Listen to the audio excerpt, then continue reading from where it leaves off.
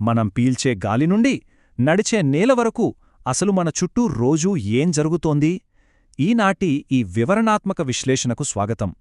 ఈరోజు మనం ఒక ఆసక్తికరమైన అంశాన్ని చూడబోతున్నాం. మన పర్యావరణం దేనితో నిర్మితమైంది, ఈ సంక్లిష్టమైన వ్యవస్థలు ఎలా కలిసి పనిచేస్తాయి, అలాగే మన చుట్టూ ఉన్న ప్రపంచం నిరంతరం ఎందుకు మారుతోంది అనే విషయాలను చాలా లోతుగా పరిశీలిద్దాం. మారుతున్న మన పరిసరాల వెనుకున్న ఆ రహస్యాన్ని మనం ఈరోజు ఛేదిద్దాం. ఈరోజు మనం చర్చించబోయే అంశాలు ముందుగా ఒక ఆసక్తికరమైన సంఘటనతో మొదలుపెట్టి పర్యావరణమంటే ఏమిటి, దానిలోని 4 సహజ ఆవరణాలు, ఆవరణ వ్యవస్థలు ఎలా పనిచేస్తాయి, అలాగే చివరిగా మానవుల ప్రభావం ఎలా ఉందో చూద్దాం. ఇక ఏమాత్రం ఆలస్యం చెయ్యకుండా మొదలుపెడదాం. మొదటి విభాగం: కనుమరుగైన మైదానం. రవి అనే ఒక కుర్రాడికి ఎదురైన ఒక అనుభవంతో దీన్ని ప్రారంభిద్దాం. సెలవులు పూర్తయ్యాక రవి ఉత్సాహంగా బడికి వెళ్లాడు. కాని అక్కడో పెద్ద షాక్. తనకెంతో ఇష్టమైన రోజూ ఆడుకునే పచ్చని మైదానం పూర్తిగా తవ్వేసి ఉంది. ఒకప్పుడు మెత్తటి గడ్డి, పసుపు పచ్చని బంతిపూలు, ఎగిరే సీతాకోకచిలుకలతో ఉండే ఆ ప్లేస్లో ఇప్పుడు కాంక్రీటు, ఇటుకలతో పెద్ద ఫ్లాట్లు కడుతున్నారు. రవికి చాలా బాధేసింది. ఈ విషయం తన ఫ్రెండ్స్తో పంచుకున్నాడు. అప్పుడు బడి ప్రిన్సిపల్ గారు కూడా, చూశారా మన పర్యావరణం ఎంతలా మారిపోతోందో అని చాలా బాధగా చెప్పారు. ఇలాంటి పరిస్థితి మనలో చాలామందికి ఎదురయ్యే ఉంటుంది కదా.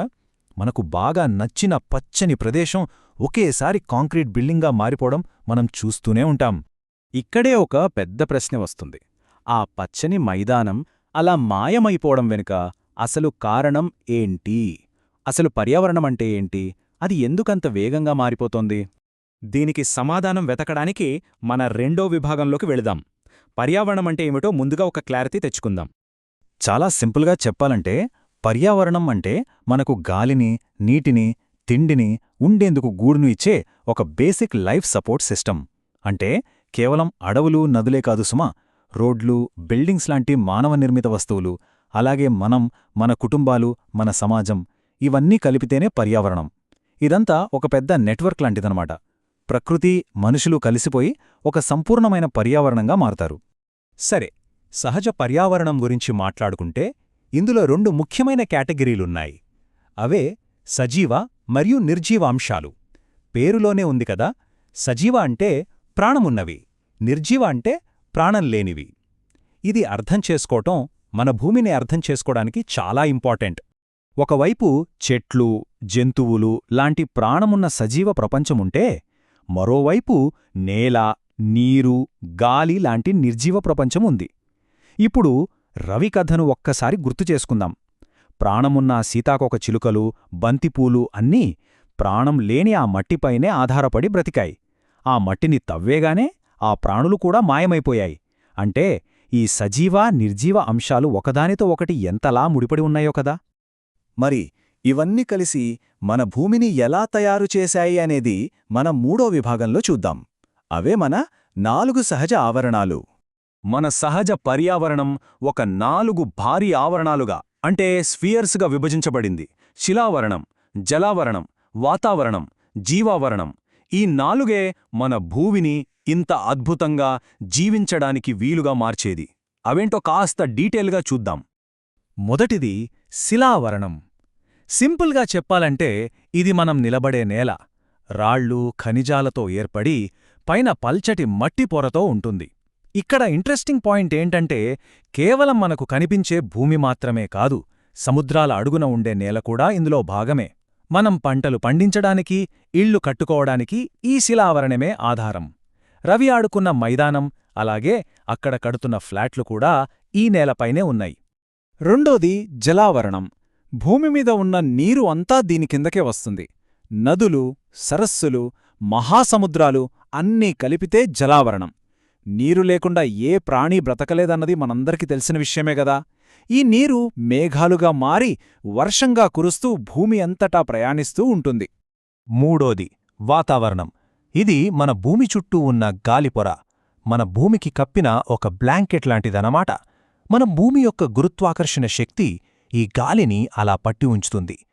ఇది ఎందుకంత ముఖ్యమంటే సూర్యుడి నుండి వచ్చే విపరీతమైన వేడి, ప్రమాదకరమైన కిరణాల నుండి ఈ వాతావరణమే మనల్నొక షీల్డ్ లాగా కాపాడుతుంది. ఇది లేకపోతే ఇక్కడ జీవం ఉండటం ఇక చివరిది అత్యంత ఆసక్తికరమైనది జీవావరణం. ఇక్కడే అసలు మ్యాజిక్ అంతా జరుగుతుంది. మన భూమి చాలా పెద్దది, కానీ ప్రాణులు బ్రతికే ప్రదేశం మాత్రం చాలా తక్కువ. ఈ నేల, నీరు, గాలి అంటే మనం ఇందాక మాట్లాడుకున్న 3 ఆవరణాలు ఎక్కడైతే కలుస్తాయో ఆ ఇరుకైన ప్లేస్నే జీవావరణం అంటారు. అక్కడే వృక్ష, జంతు సామ్రాజ్యమంతా బ్రతుకుతుంది. సరే, జీవావరణం గురించి తెలుసుకున్నాం. మరి ఆ జీవావరణంలో ప్రాణులు ఎలా నెట్టుకొస్తున్నాయి? ఇక్కడే ఆవరణ వ్యవస్థలు అంటే ఎకోసిస్టమ్స్ సీన్లోకొస్తాయి. అదెలాగో చూద్దాం. ఆవరణ వ్యవస్థ అంటే చాలా సింపుల్. జీవులన్నీ ఒకదాంతో ఒకటి కలిసిపోతూ వాటి చుట్టూ ఉన్న గాలి, నీరు లాంటి భౌతిక పరిస్థితులతో ఇంటరాక్ట్ అవ్వడం.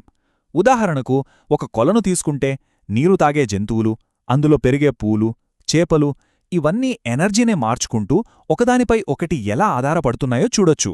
ప్రతిదీ ఒకదాంతో ఒకటి ఇంటర్లింక్ అయి ఉంటుందన్నమాట. అయితే ఈ ఆవరణ వ్యవస్థలు అన్ని చోట్లా ఒకేలా ఉండవు. ఒకసారి దట్టమైన అమెజాన్ లాంటి వర్షారణ్యాలను ఊహించుకోండి. ఎక్కడ చూసిన పచ్చదనం, వేల రకాల జీవులు. అదే ఇంకోవైపు ఎడార్లను తీసుకోండి. కేవలం ఇసుక, భయంకరమైన వేడి. అక్కడ క్యామెల్స్, పాములు మాత్రమే బ్రతకగలవు. ఎందుకంటే జంతువులైనా మొక్కలైనా సరే వాటి చుట్టూ ఉన్న పరిస్థితులపై పూర్తిగా డిపెండ్ అయి ఉంటాయి. ఒక పెద్ద సముద్రంలో ఎంత లైఫ్ ఉంటుందో ఒక చిన్న కొలంలో కూడా అంతే లైఫ్ సైకిల్ నడుస్తూ ఉంటుంది. ఇక మన విశ్లేషణలో చివరి విభాగానికి వచ్చేద్దాం. ఇది చాలా ఇంపార్టెంట్. ఈ సున్నితమైన పర్యావరణంలో మన పాత్ర ఏంటి? మానవుల ప్రభావం ఏ స్థాయికి చేరుకుందో ఇప్పుడు చూద్దాం.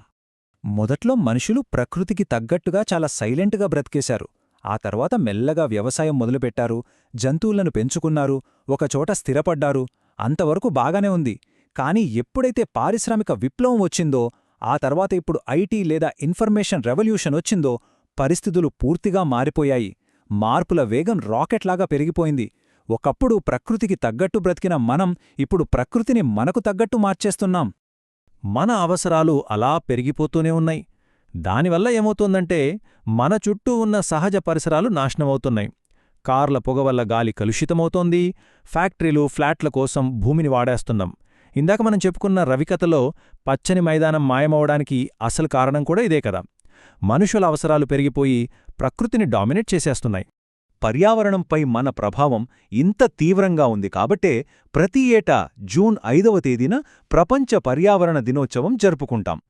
అసలిలా ఒక రోజెందుకు పెట్టుకోవాలి? ఎందుకంటే బిజీగా ఉన్న ఈ ఉరుకుల పరుగుల జీవితాల్లో ఈ భూమి, ఈ ప్రకృతి వల్లే మనం బ్రతుకుతున్నాం అనే నిజాన్ని మనం మర్చిపోతుంటాం. దాన్ని మళ్లీ గుర్తు చేయడానికే ఈ రోజు. దీనంతటి సారాంశమేంటంటే మనం బ్రతకాలంటే మనుష్యులకి, ప్రకృతికి మధ్య ఒక కరెక్ట్ బ్యాలెన్స్ ఉండాలి. డెవలప్మెంట్ తప్పుగాదు, కాని అది ప్రకృతిని నాశనం చేసేలా ఉండకూడదు. మనం ప్రకృతితో ఒక అవగాహనతో ఫ్రెండ్లీగా బ్రతకడం నేర్చుకోవాలి. ఈ విశ్లేషణ ముగించే ముందు మనందరి ముందు ఒక పెద్ద ప్రశ్న ఉంది. మన అవసరాలైతే ఆగవు, కాని ఆ అవసరాల కోసం మనం చేసే పనులు మన పర్యావరణాన్ని నాశనం చేయకుండా ఆ కరెక్ట్ బ్యాలెన్స్ని ఎలా పునరుద్ధరించగలవు? ఈ ప్రశ్న గురించి ప్రతి ఒక్కరూ ఆలోచించాల్సిన అవసరం ఎంతైనా ఉంది. ఎందుకంటే సమాధానం మనందరి చేతుల్లోనే ఉంది. ఈ వివరణాత్మక విశ్లేషణను ఇంతసేపు ఆసక్తిగా విన్నందుకు ధన్యవాదాలు.